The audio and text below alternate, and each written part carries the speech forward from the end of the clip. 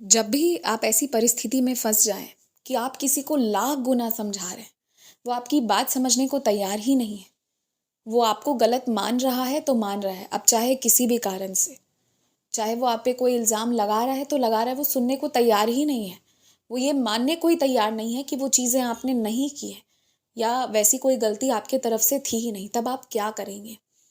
किसी भी व्यक्ति को समझने की और समझाने की एक सीमा होती है।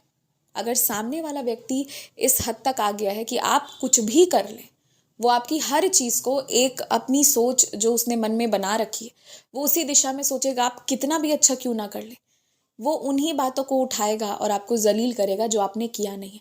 तो अंत में आप भी इंसान हैं और एक इंसान होने के नाते आपको आपके खुद के बारे में, अपनी मानसिक शांति के बारे में सोचना होगा। ऐसे लोग जो आपको गलत मान रहे हैं, जिसके लिए आपने कुछ गलत किया ही नहीं है और उन्हें समझाने पर वो नहीं समझ रहे हैं, तो अब यहाँ पर ना केवल 2-3 चीज़ें की जा सकती हैं। पहला तो ये कि अब वैसे लोगों को आपको समझाना छोड़ना होगा।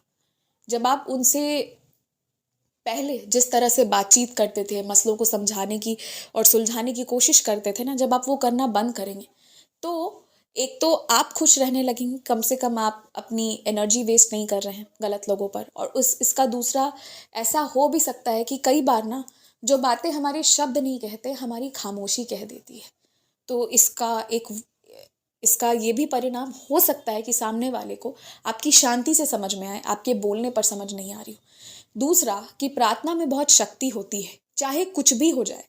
आप गलत नहीं थे ये जब आपको पता है ना, तो आप प्रार्थना करना मत छोड़िए। आप अपनी विनती जारी रखिए, वो परमात्मा आज नहीं तो कल ज़रूर बता देगा। ये साबित ज़रूर करवा देगा कि आप गलत नहीं थे। याद रखिए, जो चीज़ें अभी असंभव लग रही है ना, परमात्मा का खेल ही कुछ ऐसा होता है ना कि इसी असंभव को इतने विचित्र ढंग से वो रचता है ना कि इसी में सारी बातें निकल कर आती हैं। देर लगती है कभी-कभी, पर आप अपनी प्रार्थना जारी रखिए, ये दूसरी बहुत ज़रूरी बात है।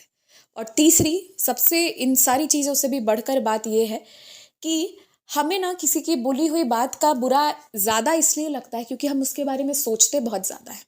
उस वक़्त वो घटना घटित हो गई, ठीक है, पर हम उसी बात को सोचकर, उस व्यक्ति के द्वारा बोले गए शब्द को मन में दोहरा-दोहरा कर, बार-बार, बार-बार दोहरा कर, हम अपने मन में एक नई कहानी बनाते हैं, एक नई दुःख तकलीफ़ पाल लेते हैं। तो ये भी नहीं होना चाहिए, इसे भी बंद कर दीजिए। जिस वक़्त बोला बस बुरा उस वक़्त लगना चाहिए, उसके बाद आपके पास समय नहीं है कि आप ये बेफ़िज़ूल की बातें सोचेंगे। तो ऐसा करिए और फिर करके देखिए, आपका जीवन अपने आप खुशहाल हो जाएगा। फिर आप दुखित बहुत कम रहने लगेंगे और खुश बहुत ज़्यादा रहने लगेंगे। जय साईं राम।